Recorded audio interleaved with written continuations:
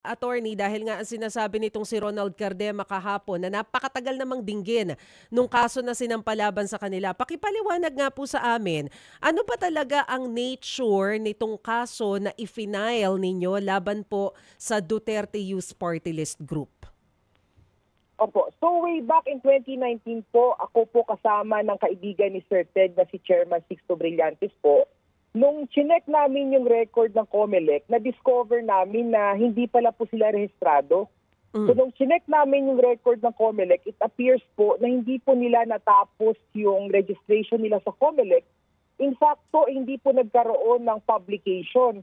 Ang publication po kasi sa proseso ng registration ng party list, ang nangyayari po dyan is pag-file mo ng kaso, immediately pinapublish po yan ng COMELEC to inform the entire Philippines, yung lahat ng tao sa Pilipinas, na kung meron kayong reklamo dito sa registration ng isang applicant, pwede po kayong magreklamo at pumunta po kayo sa hearing ng ganitong araw at oras po.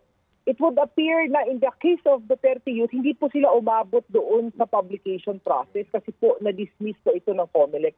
So ito po yung naging problema, hindi namin maintindihan din na bakit po hindi sila rehistrado, but nonetheless po pinasali sila sa balota at eventually nakakuha sila ng boto at nakaupo po sa Kongreso. So way back in 2019, even before, ni-raise na namin ito sa COMELEC by filing the petition. Kasama ko po dito, buhay pa po noon si Chairman Brillantes. Pinail po namin yung kaso against the Duterte Youth na sinasabi namin sa COMELEC, sandali lang, ba't yung pinasali yan na hindi naman sila rehistrado? In fact, dapat yung i-declare at saka dapat yung i-declare na hindi po sila dapat kasali dyan sa eleksyon ng 2019 po. So, seka lang Attorney Emil, ikaw ang dati kasing Chief of Staff ni COMELEC Chair Sixto Brillantes. Pero 2019, hindi na si Sixto Brillantes ang chairman nun? Ay, hindi na po. Nag-retire po siya noong 2015 po. So, kumbaga, nag-file po siya in his capacity as an election lawyer and private citizen po. Pero pakipaliwanag nga po sa amin, ano po ba yung proseso nitong sinasabi ninyong registration? So ito ay pre-requirement bago ka makatakbo bilang party list group? Opo. Kasi po hindi lahat ng organisasyon sa Pilipinas ay pwede sumali po doon sa party list election. Kailangan nyo po magkaroon ng accreditation or registration before the COMELEC bago po kayo makasali.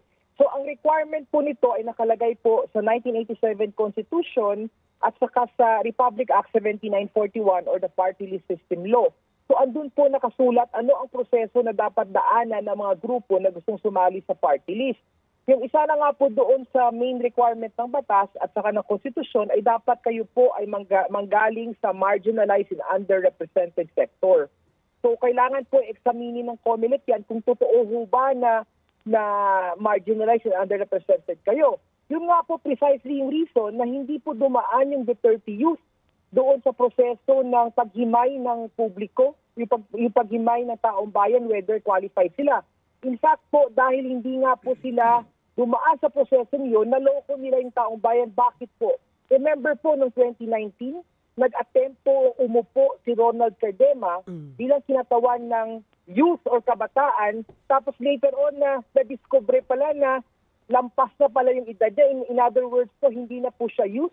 So yet, nire-represent niya po. Nangyari lang yung pandarayan na yun o pandaloko sa taong bayan precisely po dahil hindi nagkaroon ng publication, hindi po nabigyan yung taong bayan ng pagkakataon na questionin po yung kanilang registration at saka may opportunity sana yung tao na i-oppose ito kung meron mang violations doon sa requirement ng batas at saka ng konstitusyon.